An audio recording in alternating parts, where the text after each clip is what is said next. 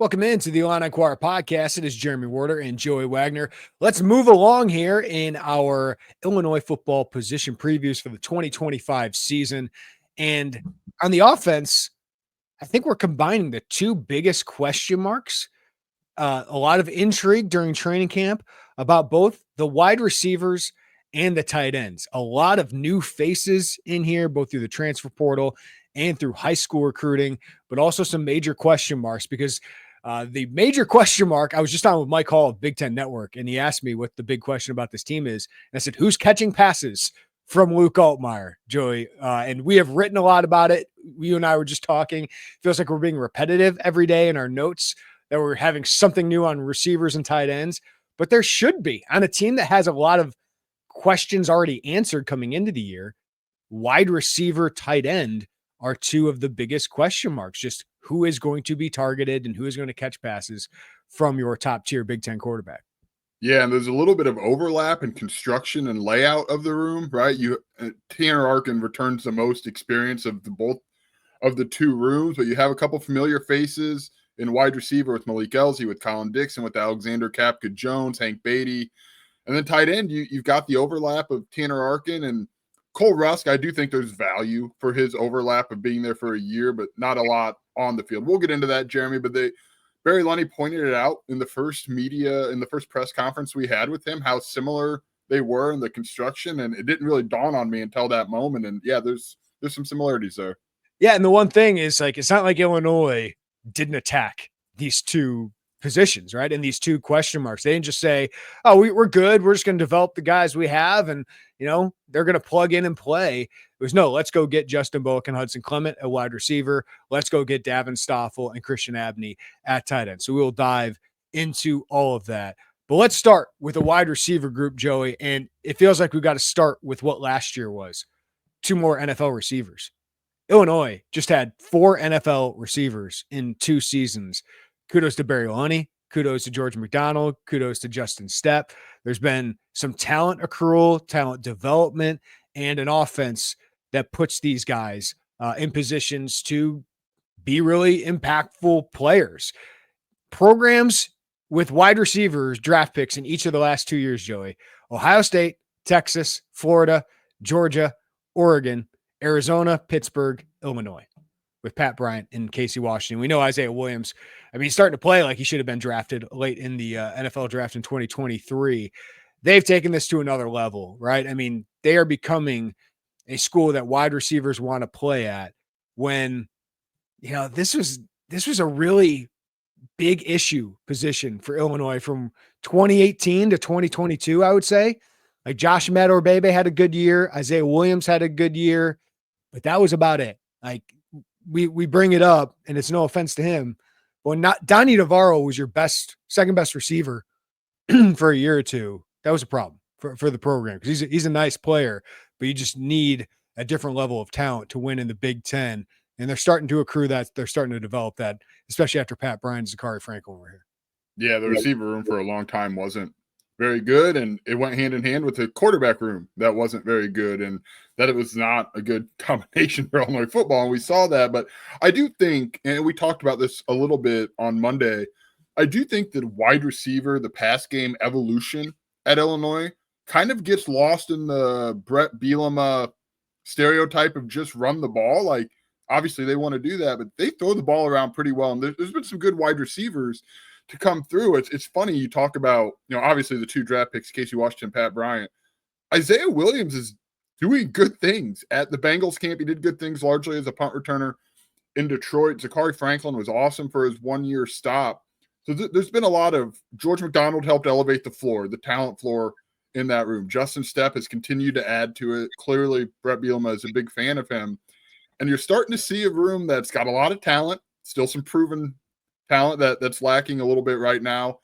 But yeah, it's come a long way. And I think, maybe some people get tired of us going over that point time and time again, but it's worth talking about how good, we're talking, let's say Malik Elzy. I know we'll talk about him. Even last year, he is like a no doubt number 1 from, I guess, Joshi Madorbebe was there, but there's years where he is a no doubt top 2 guy at minimum. And now we're, last year was not really in the rotation, and now it's like, okay, you've got to prove it. So that's no disrespect to Malik Elzy. It's just there's been a lot of growth in that room. There was a year Ricky Smalling led Illinois in receiving as a true freshman, right? And Ricky Smalling was a talented player. I thought Malik Elzy was a little bit better of a recruit than Ricky Smalling, but like Ricky just walked in to a starting role because they needed him to play that. There are years past, Malik Elzy probably would have already had like 60, 70 receptions at Illinois just because he had to. Now it's hard for a guy like that to earn immediate playing time when you have Pat Bryant, you have Casey Washington, you have Zachary Franklin. And the hard part now is you have to replace it, right? You have to replace 70% of the targets that went to wide receivers are out the door. 87% of the touchdowns you had last year, over 70% of your receiving yards and receptions at this position just walked out the door. And I think we all know what Pat Bryant did, just the special year, the special plays he made. I don't know if we talk enough about you have to replace a second guy at that position who was really good. Zachary Franklin had 55 receptions, 660 yards, 4 touchdowns. Bryant's emergence kind of took away from what I thought. I went into the season thinking Franklin would lead them in receptions and in receiving yards. He did lead them in receptions, but he led them in targets. He had 93. Like Luke Altmaier went to Zachary Franklin in the passing game more than anybody last year. And that's not just volume. That's by targets per game. So he's a very good player, not as explosive as Bryant, didn't have the touchdown catches, but just down to down, moving the ball down the field. Zachary Franklin was key as well. So it's not like you're just replacing one, Joe, you're replacing 2. Yeah, I also want to talk real quickly before we get into it about the positions they've had to replace at wide receiver because they've kind of come in groups, right? I mean, you got to replace Isaiah Williams, and the whole storyline before last season is, all right, who's in the slot? Who's in the slot? Who's in the slot? That ends up being Collin Dixon and Hank Beatty. Then now this season, it's you got to replace your 2 outside guys. How do you do that? Who's your go-to guy? So it's not really been like, okay, you still got a premier outside guy, but you've got to replace the other outside guy in a slot. It has been very heavy positionally in terms of replacement, and it's just been kind of interesting to watch that storyline unfold over the last couple of years in terms of what that looks like. All right, Joey. So let's start with our 3 questions for the wide receivers. Let's start with the number 1. Who do you think is most likely to step up as the alpha that Luke Altmaier keeps talking about? He says, I need that. Like he is saying it. The quarterback is saying is, I think everything's going to be spread out a little bit more in this room. It's a deeper room than I think they've had the last couple of years, but you still need a guy to emerge or 2 that he can trust. That in those moments that he went to Pat Bryant, everyone knew it was going to Pat Bryant, and he still made those plays. Who do you think is most likely to emerge as that guy? I feel like I'm going to steal your thunder here, but I'm going to go to the guy that Brett Bielema called A1 2 weeks ago in Las Vegas. I think it's Collin Dixon. One, I think he's got the versatility to really not leave the field very often. In all honesty, he can play outside outside. He can play in the slot. And I think Luke Altmaier trusts him. I think there's trust built between the 2 of them last season. Yes. God, I can't wait for our sign podcast. I think, you look at those, who's going to be the move the sticks guy? Maybe that's Malik Elzy. He's a big guy. Maybe that's Justin Bowick. He's a big guy. I think Collin Dixon can be that, targeted a lot, 3rd down, just get 6 yards on a 3rd and 5, move the chains and keep going forward. I'm all in. You started driving the Collin Dixon hype train. I'm happily on board, Jeremy, because I think it's going to be him. And I think he's a good leader in that room. And I think that's something that I don't want to look over. Yeah. But he is one of my guys heading into this year. Is that I've already staked out the sign here with Collin Dixon. It's more about, I feel like I'm going to be able to trust Collin Dixon. It's not, and that's why I'll pivot here with my answer. But the reason I think he's got such a high floor is you said he's not going to leave the field very much. He can play the slot. He can take those screens, turn them into something because he's built like a running back. Even watching him run routes on air the other day, it's just, he moves like a running back, but he's a very smooth pass catcher. Not a burner, but he's got some speed. He can make plays after the catch. He's difficult to bring down, and he can block. He can block. As Justin Stepp likes to say, no block, no rock. You're not getting the ball if you're not going to be on the field because you can't block for us. I think he's going to play 500, 600 snaps for this team. So I think that's going to make him a key part of this passing attack. And he showed it last year in these little bits and clips, right? Like we've seen him make some big plays down the field, take the ball in the middle of the field, have a big yak play. I just think he's going to be the reliable, steady guy. So I would say he's going to be a top 2 option in the passing game, whether that's number 1 or number 2. I'm not quite sure. So I agree. I feel really good about him stepping up. I still feel like the guy, there's a couple candidates that could be the guy that Pat Bryant was. Whether it's sophomore year, junior year, senior year Pat Bryant, I don't think you're getting a senior year Pat Bryant out of one player this year.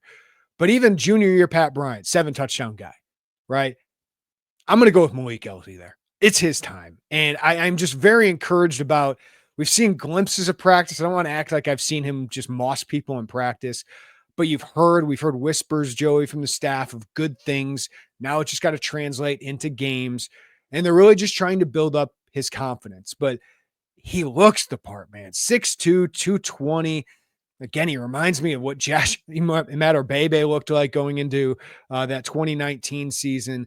I think he's got some of that vertical explosiveness, maybe not to the level of Josh, but big, physical. We know he can block. That's going to get him on the field, and that's going to get him opportunities. So the key is when you get those opportunities, make the catch, make the play, go up and get it, and become that guy.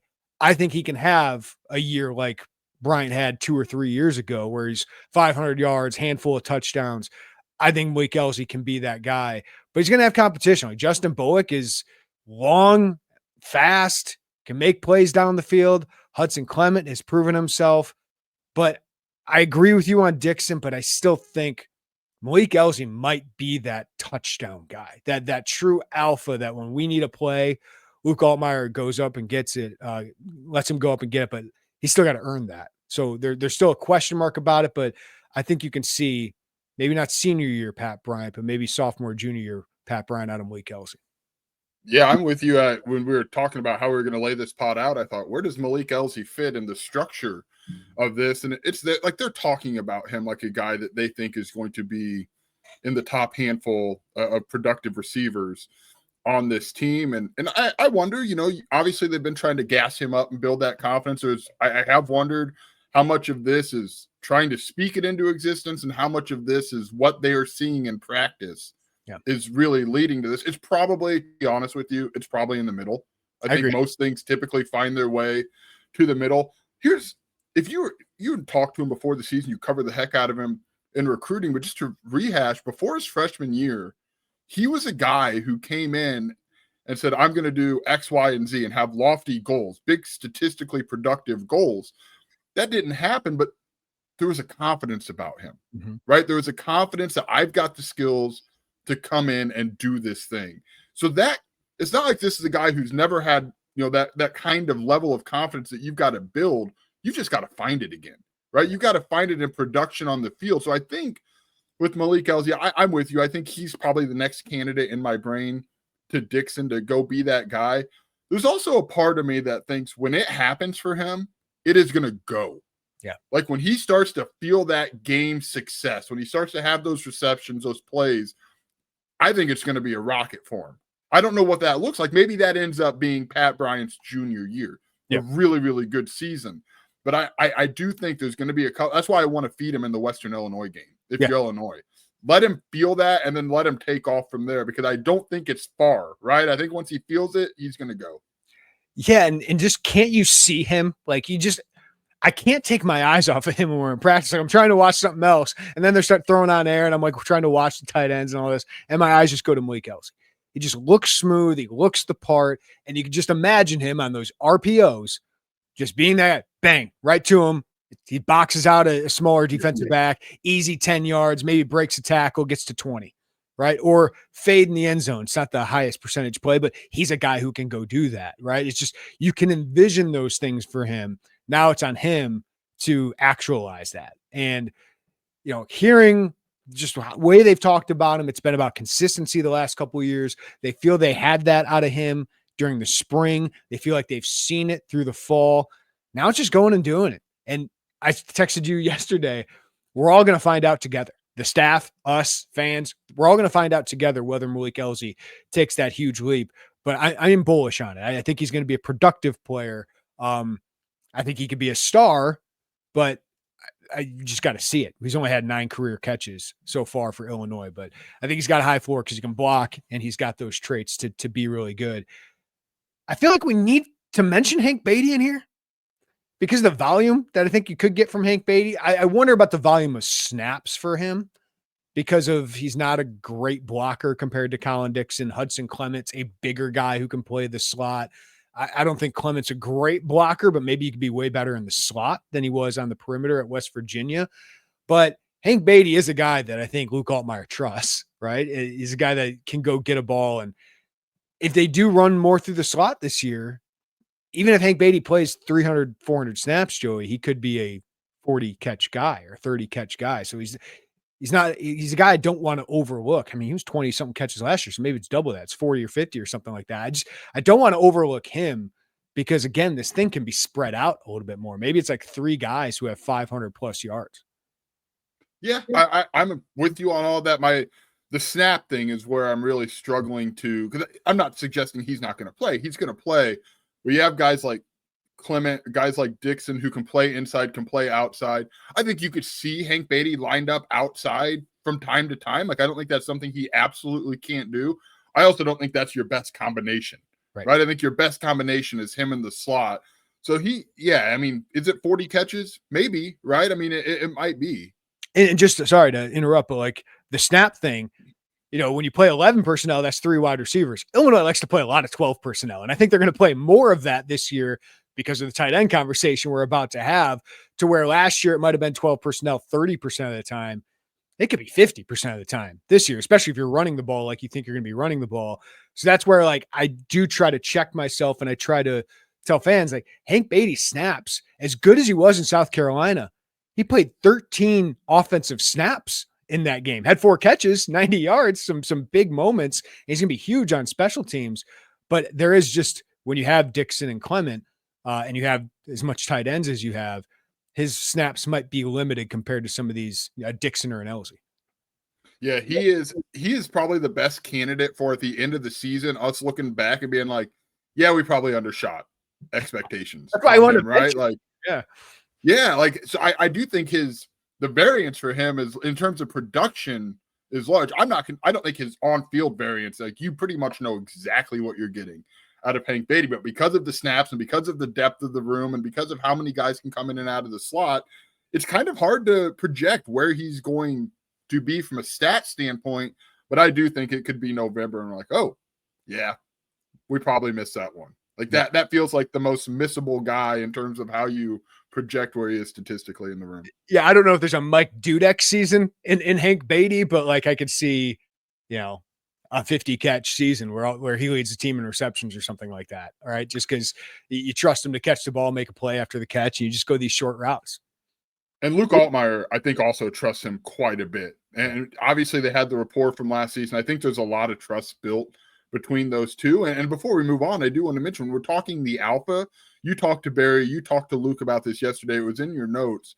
Luke Altmaier has a weight on his shoulders to help develop an alpha too. And that is trust emanating from the quarterback to the receiver, playing through some of those maybe early mistakes that could happen. Like, here's the thing. I'm probably a little bit scarred from this as a Packers fan, because when Aaron Rodgers would go to a young guy and that didn't manifest early, it's like, oh my God, is he ever going to throw him the ball again? That's not what I think is happening with Luke, but I do think it's on him to stick with some of the training camp is big for that, is keep going back to those guys. Let them know that you're still there. Be that leader. You talked about in Vegas with us, fostering some of that competition, some of that edge a little bit. And I would like to know how that is going in training camp, but we do have to mention that Luke Altmaier does wear some of it on his shoulder to help elevate the next Pat Bryant, the next Zachary Franklin, and build them into believing they can be that too. Yeah, it was the biggest questions I had for him. You can read that Illini Inquirer. I thought it was, he's so good talking with us, and he's so aware of all of these things because he himself has been through it. And he said the wide receivers, the veteran wide receivers, kind of lifted him up his first couple years here at Illinois, whether that was Isaiah or Casey or Pat Bryant and Zachary last year. So he understands that some confidence has to be built and your teammates have to help kind of push that along. All right, they did make 2 huge additions to the wide receiver room, Joey. So how big of an impact do transfers Hudson Clement and Justin Bowick make for Illinois? let's start with Clement because he is literally the most productive power forward wide receiver in the room. That's not by accident. I think because of his versatility, he can play outside, he can play the slot. Versatility to me, it means increased reps, right? If you can be here and there, he's productive. We know he can do it. I think he is the one who, of the two, I would project to have the biggest impact this season because of all of those things mentioned above. I do wonder, had he not been limited in spring, how we would be talking about him, how we would be feeling about what he can do. But the talent's there, the production's there, the versatility's there. Like those pieces typically in the process end with an outcome that is impactful. So I think a big one for him, but and I don't think I don't think his production is dependent on anybody else, right? I think Justin Bowick's production is probably dependent on, hey, if Malik Elzy makes a step that we just talked about, then that would probably directly impact the snaps available to Justin Bowick. I think Hudson Clement has fewer things in his way that would impact that. Yeah, I think people have noticed I've cooled a little bit on my Hudson Clement just because when they added him, I watched the film and I'm like, yeah, this place, like this guy has the highest floor of anyone in the wide receiver room just because I've seen it. I don't think the talent is through the roof. He's kind of this tweener size-wise, 6'1", 185, 190. Not a great blocker because he was playing basically the X spot for West Virginia. But he makes plays, man. He's kind of a gamer when it comes to that. So, but he missed spring ball, a significant portion of it with an ankle injury, and it just kind of slowed him down. And Justin Stepp talked yesterday about he had to work on his conditioning, kind of coming into training camp. So I think there was a lot to prove coming into camp for Hudson Clement, more than I would have thought, given that he had a spring, but that spring was interrupted. And I think that kept him from maybe building the rapport that he needs, building the confidence within the offense that you need kind of going into the season. So I just have a little bit more questions about Hudson Clement coming into this year. But if he has a good training camp, and it sounds like it's been a good start for him, Joey, if he kind of acclimates himself to a new team and he has a mastery of the playbook. Remember, Zachary Franklin came in knowing 70% of the playbook that Barry Lundy was running because he did it at UTSA. Hudson is a completely different offense, completely different role too. I think he's going to play more of the slot Z, which is what Zachary played last year, and he could play the slot, kind of like Collin Dixon did last year. But he does have great hands. He's not the fastest, he's not the quickest, and he goes up and makes plays. Like you throw it up for him, he's got a chance to make it, kind of like Pat Bryant did. So he's a really interesting, versatile receiver. He's going to make an impact. But if you would ask me when they added him, I would have been like, this is the guy who leads the team in receptions. I'm not there. But could he be the alpha? Yeah. Could he be the fourth or fifth receiver? Yeah. Like I kind of, we talk about high variance. I kind of think I know what Hank is going to be. I think there might be a little bit higher of a production than I would probably predict, but Hudson, it really feels like there's a high variance here. Yeah, I will say I understand he had a couple really good early training camp practice. I'm not suggesting he dropped off, but people I talked to early on kind of felt like it was a reminder, like, right. This kid is he had good moments in Power 4. That's why he was that's why he was one of our biggest investments of the offseason, right? Right. Yeah. So it's there, right? And I think if he hits that gas and goes, then I do think that, yeah, the variance for him is probably around Hank Beatty. My thing with Hank Beatty, I know what Hank Beatty's going to do on the field. I don't know how many snaps he's going to have to do it. Right. I don't really know what Hudson Clement is going to be on the field. And then you sub that in. I also don't know what the snaps is going to look like if some of those other guys really take off. Like if Collin Dixon is playing as well as we think he's going to play at the Z, and Hank Beatty probably has a pretty good spot to be in the slot. We know what the X is going to be, some combination of, we'll get into Bowick in a minute. Okay, then what, right? Like then where does he fit in? So there's so much. I know we're kind of leaving a lot up for confusion and up in the air, but that's truly where we are. I don't know that's now. Truly where Illinois is right now, right? Like I think we know the top 5 guys. What order they finish in is going to all depend on what we see in September and probably early October, right? I think it's going to continue to jockey. Like obviously you earn trust in practice, injuries happen, all that, but like it's really, they have to show it on the field. And that's why you do have some confidence Hudson Clement will eventually show up in games because he's done it at the Big 12 level. before. Justin Bowick, I feel like I don't know if I should put a cap on him because, NFL scouts are in camp and Illinois usually gives them a sheet of guys who are draft eligible and likely draft picks next year, potential draft picks next year. And Matthew Bailey would be on that list. But I was told one of them looked at Justin Bowick and said, who's this guy? He's not on the list. Because he looks the part, Joey. He's 6'5", 200 pounds, really straight line fast. I don't think he's the quickest, in and out of his routes or anything like that because he's such a big guy. But you just talk about run downfield, make plays. He did that at Ball State at an elite level for a couple games last year. Played well at Eastern Illinois, late developing guy. And there is just an untapped potential with Justin Bowick. And I can see him getting a handful of touchdowns. Like, I know what role he's going to play, Joey. Guy in the red zone and guy you put in, as Jay Lehman says, in the alumni zone, the 40 through the 40 on your deep shot. Like that Justin Bowick is going to play that role. He's going to get significant snaps because of that. I just give Malik Elzy the upper hand because he's a really good blocker. Like Justin Bowick, I still think has to prove a little bit more there. And I just feel like Malik's a little bit smoother in his routes, and he's been here, right? He's been here. He's been a part of this, knows the offense inside and out. But if Justin Bowick ended up being more productive, that would be the biggest surprise. I just feel like his role, at least coming into the season, feels a little bit more limited than Malik, but he could be better as a go up and get it guy, as a contested catch guy. Yeah, I'm with you on all of that. It's one of those. If Malik is as good as we think is going to be, then where does Justin Bowick fit into that equation? If Malik doesn't take that step, then you need Justin Bowick to take that step, right? I do feel like a lot of the production with those two is going to go hand in hand with what the other is doing, but there is also a role, and the roles that you mentioned, where Justin Bowick can really excel, and he looks great. Like, he looks awesome, right? Physically, there's pieces there that you really, really are intrigued by, but I really wonder how much that production is going to be, just kind of depending on what you get out of Malik. How many wide receivers for Illinois go above 24 receptions this year, or 25 receptions this year? Oh, man. I'm just going to count them here. Dixon, Elzy, Beatty. I think Clement and Bowick could be in that conversation. Like there's two. Four. Two is what it was last year. I think that doubles, right? And I don't know. Four. I don't know if you have a guy go over 60. So you think it's Dixon, Elzy, Beatty, and one of Clement and Bowick? I think I would go Clement there. Those are the four, though, right? Like, I think that's probably right. Yeah. So like last year, you had two guys go over 55 receptions. I don't know if you have one this year, but I think you have four go over 25 when you only had two last year. I can see that now.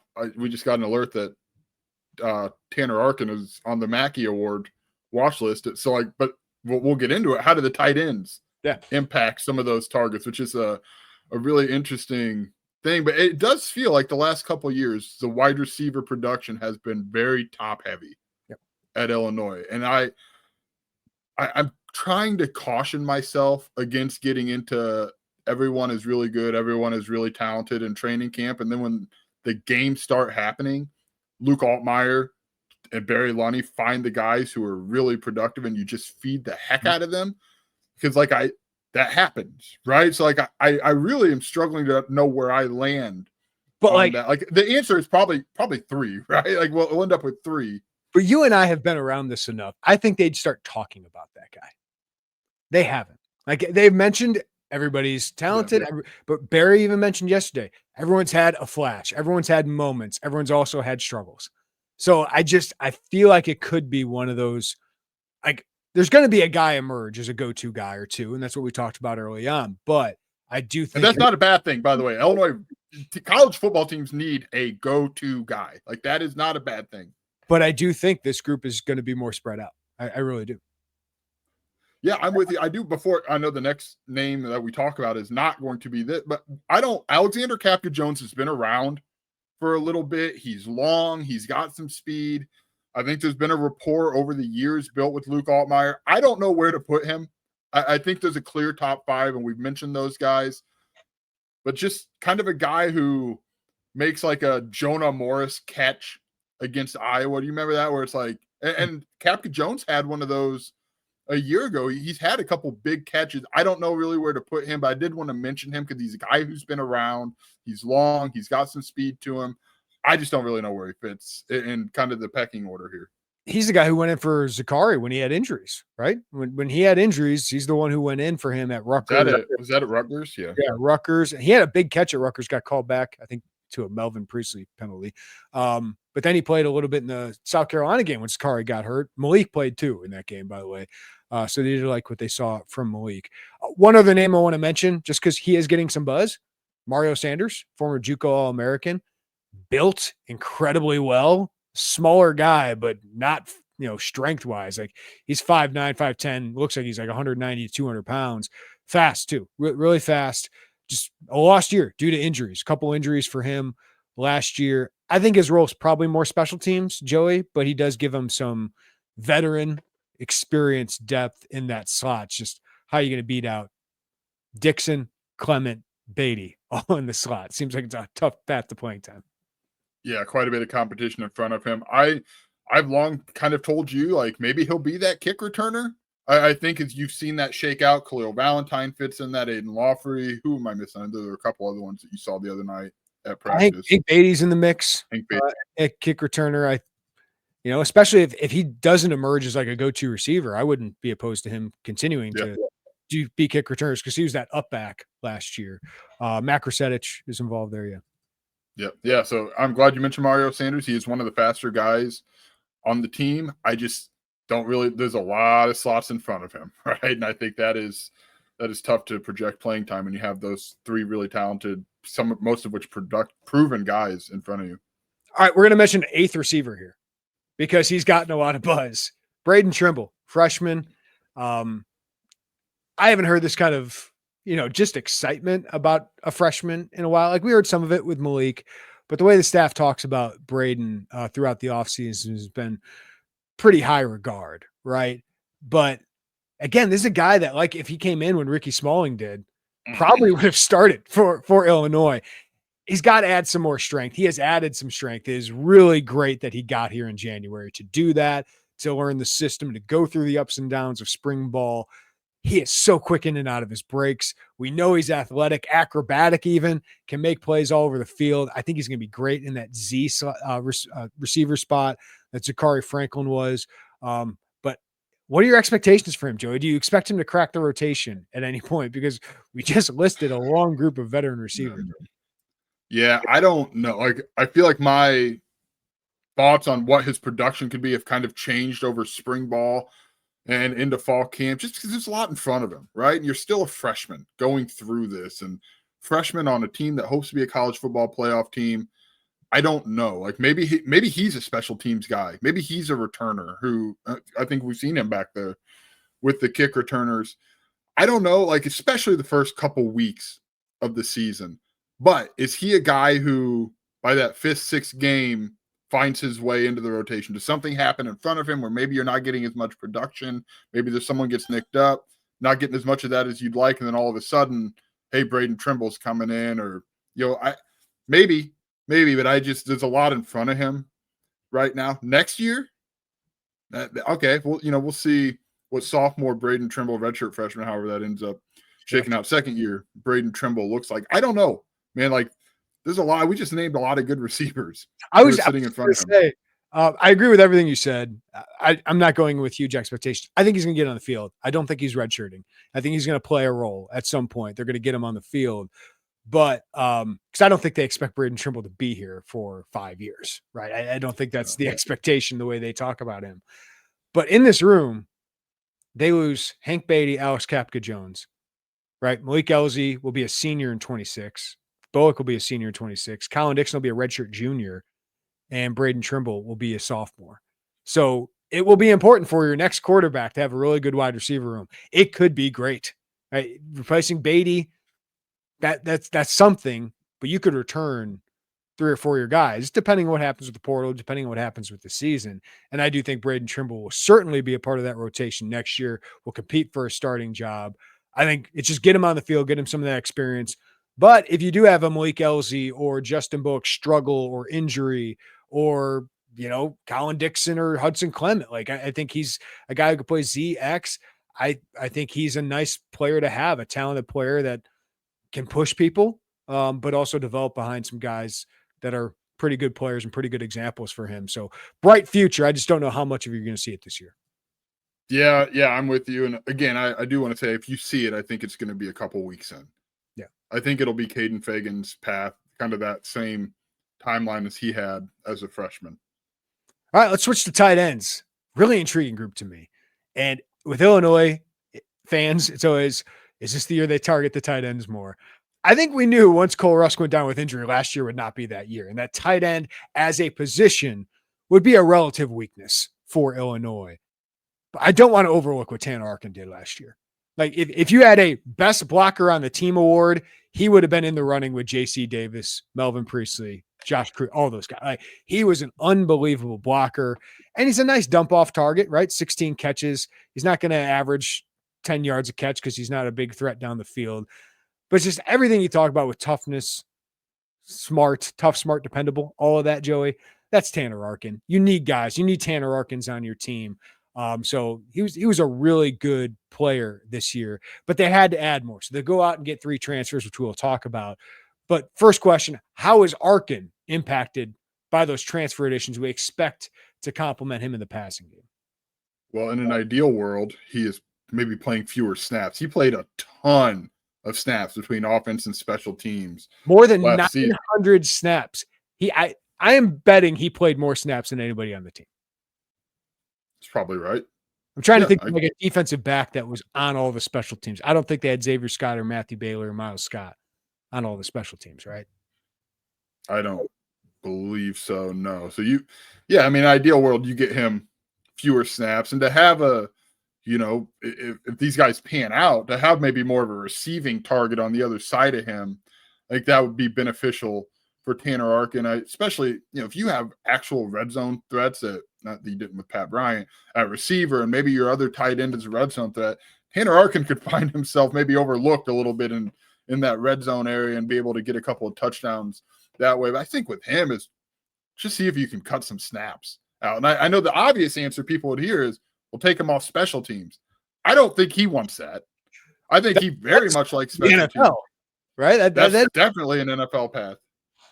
And I don't think Robbie Disher wants that. I think Robbie Disher very much enjoys having Tanner Arkin on special teams. So I'm sure you probably have a more in-depth on-field football look for how he's impacted by the transfer. But I think the biggest thing is just see if you can get him some reps off. Yeah, I think that's the most important thing. Keep that guy fresh. I mean, it's not just that he plays that many snaps. I mean, every play, what he's doing, Tanner Arkin is hitting someone, right? Like Matthew Bailey and Miles Scott are the other two that played over 900 snaps that I found immediately, Joey. Like those guys, Miles Scott was around 900. Matthew Bailey was over. So I think Bailey might have been right there with Arkin for most snaps on the team. But Bailey's not hitting someone as hard as they can, putting all of that weight into it, all of that strain into it every play. Now, he's definitely having some big collisions, but every play Tanner Arkin is having that. And that's just got to take a pounding on him. And it's got to impact him. Didn't show it as a run blocker whatsoever, but if you can keep him fresher throughout the game, he can be even better. And you just don't, have that much susceptibility to injury. It's amazing he stayed healthy as long as he did. I mean, he's built like a brick, but really an unsung hero of this team. And I do think just getting him some series off, some plays off will be important, make him even better, because this is a guy they think could play in the NFL in that Tip Ryman role. Not as freakishly athletic as we found Tip Ryman to be at his combine, but they do think he's going to find a role in the NFL, whether that's as a fullback for Kyle Shanahan or just a special teamer, Joey. He just does a lot of the gritty work. Yeah, he's probably not going to test, right? Like Tip Ryman did, but he's going to get into a camp and he's going to be the hard to get rid of guy. And I think there's a lot of value in being the hard to get rid of guy in camp. I know, especially this offseason in the last couple months, we've done a lot of, hey, really don't overlook this guy. Like we've said that a lot. But I really hope that message is landing, because he is really good at the line of scrimmage, and Illinois wants to run the football. Like they do. And to do that at the best level, Tanner Arkin is so stinking important in that equation. So might not be the sexy receiving numbers. You brought in guys that we will talk about that will probably have more receptions, will probably have more yards. But man, just don't overlook what Tanner Arkin does, because he is a really good football player and has really made the most out of Illinois, and Illinois has helped get the most out of Tanner Arkin. Because we think of like J.C. Davis or Melvin Priestley covering up those edge rushers. Tanner Arkin is too. Like one-on-one blocks with some of the best defensive ends, outside linebackers in the Big Ten, and he can do it by himself or he can double team. He is critical to their rushing attack. And if he can just be a dump-off threat, like I don't know if I'd project him to go much more than he did last year, 16 receptions, 115 yards or whatever it was, a couple touchdowns. But like that's impactful when you put it alongside his blocking. So just a really, really good player. And again, kind of the epitome of their TSD mantra for Illinois. All right, number 2, this is the big one fans want to know. How big of an impact will Cole Rusk make after missing last year with a knee injury, suffered like this time exactly last year, Joey?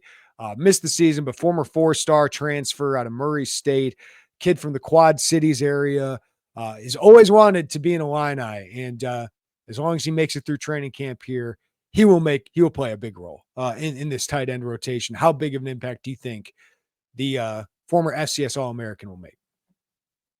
Before I do that, I was looking it up and it took me a second. Tanner Arkin had 10 first downs last year as a receiver. Yeah. How many catches did you say he had? 16. Seems like a good ratio to me. Seems like exactly the right role. Cole Rusk is he looks probably a little bigger than I thought, just seeing him in training camp, a little more filled out than I thought. The tools are there, right? He's a downfield guy. That's what Illinois brought him in here to be. There are two things that it's really hard for me to gauge the impact. One, he's coming off of a serious knee injury, right? He told me it was a trifecta in his knee. There's a lot to come back from. ACL, MCL, PCL?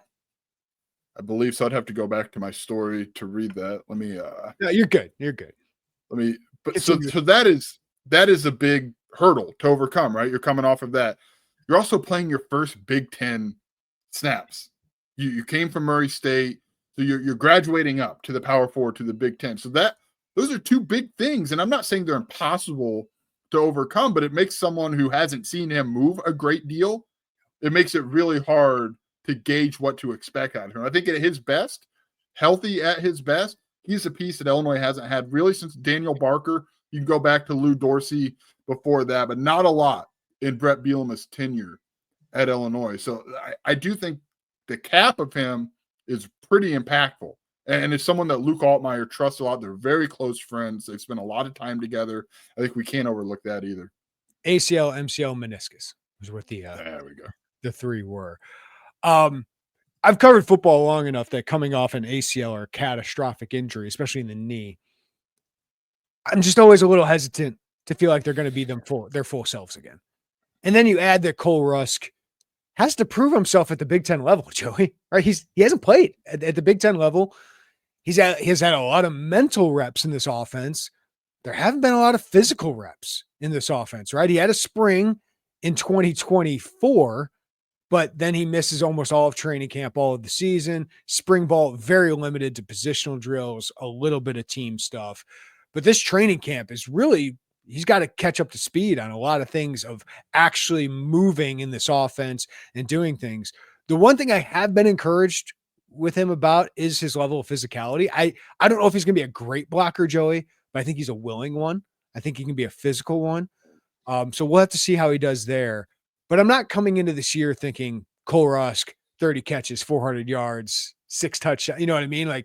But he does give them an element that if he does get returned to full health, and for me, the biggest step might be full confidence in his body returning to full health, then I just think he gives them a dynamic that they didn't have before, that in the red zone, Luke Altmaier has another big target that's athletic that he can go to, that in the middle of the seam, you can do that. And the other part is just running more 12 personnel. That really helps the running game because Cole Rusk is a better blocker than Hank Beatty, right? Just having those options to go to is a big impact. But I think the variance is kind of big here. And I'm not going in because I know how hard it is to come back from these injuries for a lot of these guys. But boy, he's intriguing, isn't he? Yeah, he is. And I think he's one of those we'd rather set the expectations for someone to be pleasantly surprised and disappointed in a kid making a huge jump in competition coming off a serious knee injury. The idea of him's awesome. Yeah. The idea of everything he can be is awesome. I think there's reason to think he can get to maximizing that idea. Just will it take time? What does that look like? I don't know. And Illinois, clearly, this is probably a good transition. I'm learning a little bit here. Added some guys in the offseason to not necessarily straight up insurance policies, but definitely an element of an insurance policy with Davin, Stoffel, and Christian Abney. Yeah. The last thing I'll add about Cole Rusk, him and his quarterback being tight off the field seems like a positive for him. Like there's just a level of trust there off the field that you wonder if that translates on the field. So that'll be interesting. But I did love, Joey, that Illinois really hedged their bets on Cole Rusk. They're not going all in on Cole Rusk having to make the big impact. Even last year, adding a guy like Carson Goda, who under the radar wasn't a huge dude for them, but he played significant snaps. So to add him after adding Cole Rusk last year, I thought was important. But now you add two guys in Davin Stoffel, who's 6'6", 260 pounds, just looks like a Big Ten tight end, right? And then Christian Abney, 6'6", 250 from Ball State. Both these guys have played at the Division I level. Davin Stoffel from South Dakota State, right? I believe one of the Dakotas. Both these guys have played significant snaps at Division I level. Abney a little fewer, but both these guys just add a length, a little bit of fluidity, athleticism. This tight end room just starting to look, Joey, like a Big Ten tight end room. Like this was a small group last year once Cole Rusk went down. And no offense to Tanner Arkin, 6'2.5", probably. He's just a fullback kind of build. Now they have these long, bigger, strong guys that are going to be interesting to develop because Stoffel was a wide receiver in high school. He's a fluid athlete. I do think he can be a solid blocker. Christian Abney is really interesting to me. He's a former high school quarterback, still developing at the position. But Mike New, the Illinois analyst who was Ball State's head coach when they recruited Abney, saw something in him as an athlete. When he gets his hands on the ball, he can make plays in space. So just two interesting guys that they can develop that I think can play, right? They can help Illinois if Cole Rusk isn't quite that guy. So just the depth there, I feel like you got two quality guys. Like this can be a tight end room that can go 4 deep when last year it felt like he could go 2 deep. Yeah, 2.5. I mean, Carson Goda, Henry Boyer were kind of those next guys behind. Boyer barely played at the end of the year. Like the last 6 games, he barely played. It was 2.5 deep early, and then it pretty much fell to 2. So, yeah, the depth, you obviously want that depth. Stoffel and Abney are kind of hybrid, can get some production now, but really think they've got a long-term future, like a bright long-term future too. So I think Illinois kind of tapped into both markets there and getting a little bit of present and future with them. Yeah, it's some Cole Rusk insurance too. Stoffel moves better. Like he is a straight, like he looks like a big, more like an Arkin. Physically, he carries himself like someone who's going to excel more blocking. He moves better than you probably think. Abney, I think there's a lot of athleticism. I think he's wired in a good way with him. But yeah, depth, man. That's what it comes down to with them. You're not leaning on, a second year of Tanner Hollinger, the transition of Jordan Anderson from running back to tight end. You've got guys who are Division I tight ends who have played snaps Division I tight end, and that you need depth at that position for sure. And those two add that. Yeah, and Barry Lundy sounds really encouraged about the evaluations the staff made about these guys. That maybe it's 50 to 150, 200 snaps, but think of the impact that could help for Tanner Arkin, or if Cole Rusk isn't quite ready to play that 300, 400 snap role, just have guys you feel like can go into a game and give you solid play. I think it's really important that they didn't have last year and just force Tanner Arkin to not leave the field and be the Iron Man for this Illini team. You mentioned him, Jordan Anderson, Mr. Intriguing. And it was kind of nice for Barry Lundy to kind of back that up for us. So what do you want to say about Jordan Anderson? One of the most interesting guys on this offense. Would Barry call him an interesting character? Is that what he calls him? Awesome. An awesome quote. Yeah, I think there's a lot with him. Like I don't think it's going to be a high volume of snaps, But I think if let's say he's playing 6 snaps a game, that might be even on the high end. I don't know. What he does in those 6 snaps, I think is going to be wildly different 1 through 6. Like, I think there's so much that they can do with him. We saw him on some short yardage carries. Obviously, he's a former running back. I also saw him make some pretty good catches in the high school state championship game a couple of years ago. This isn't they're teaching the kid how to catch, right? Like, he can catch the football. Yeah, so I Barry, think, Barry said he made a great catch the other day in practice. yeah, I think there's a lot that he can do and a lot that you can throw off defenses and how are you going to deploy. Like, if he's out there, you maybe don't know what you're going to get snap to snap in terms of what he's asked to do. I don't want to pretend like I think this is going to be some 12, 15 snap a game guy. I don't. But I think 4 to 6 snaps, doing something different, giving a different look. Maybe he's just plowing forward for a couple yards on 2nd or 3rd down.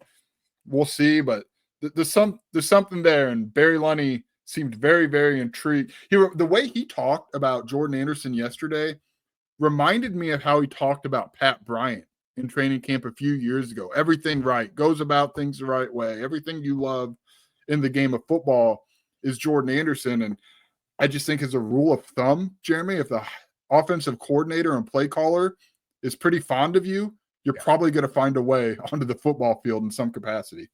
Yeah, you can line him up in the backfield as maybe a fullback or the main running back, and he can get you some short yardage carries. You can line him up at H-back and be a lead blocker like a fullback. You can line him up tight end, and he can go run routes for you. Like, I could see a wheel route Jordan Anderson touchdown. Like, but I do agree it's going to be like a snap here, a snap there. But that's where Barry Lundy can really get creative. And that's what you love about the depth, right? Like, we're talking about this position. You can run more personnel groups. You can run more guys out there and just get really creative and keep some defensive coordinators on their toes. So that's what I'm excited about, especially with this position, is you can get a lot more creative when you have bodies like this, different skill sets like this, a Cole Rusk, a Christian Abney, what they could add, where it's like, even a Caden Fagan, right? Like, getting him back, you could just direct snap to Caden Fagan at the goal line and let him go in and do some interesting things for a guy who was a high school quarterback. So I just feel like this position allows, and guys like Jordan Anderson and Abney and Rusk just give you some creativity as a play caller that I'm excited to see Barry unlock. Yeah, I'm with you. And the tight end position, the way we've talked about that on this pod, I think depth is the most intriguing thing. And maybe there's not, beyond Arkin and probably Rusk, high volume snap guys, but I think the value of having, as you've mentioned earlier, a couple hundred snaps in Abney and Stoffel and creativity with Anderson, I think you're just finally getting some pieces in there that you can mix and match and do different things and have insurance policies and rest insurance policies for guys like Arkin. Yeah, it's a weird couple groups to talk about because there's so many questions, yet there's some excitement.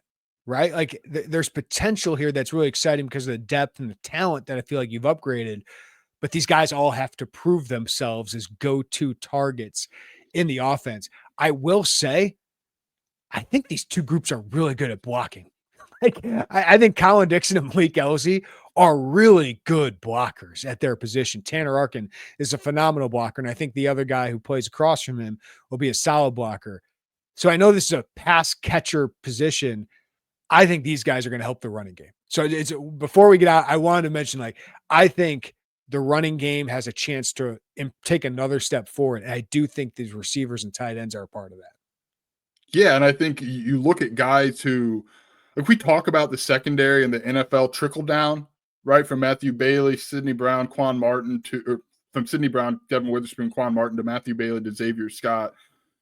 From a blocking standpoint, for sure. Also, obviously, like Pat Bryant, Tanner Arkin, or Tip Ryman were like known really, really hard workers, right? Guys, Isaiah Williams, Casey Washington, guys who prided themselves on working really, really hard.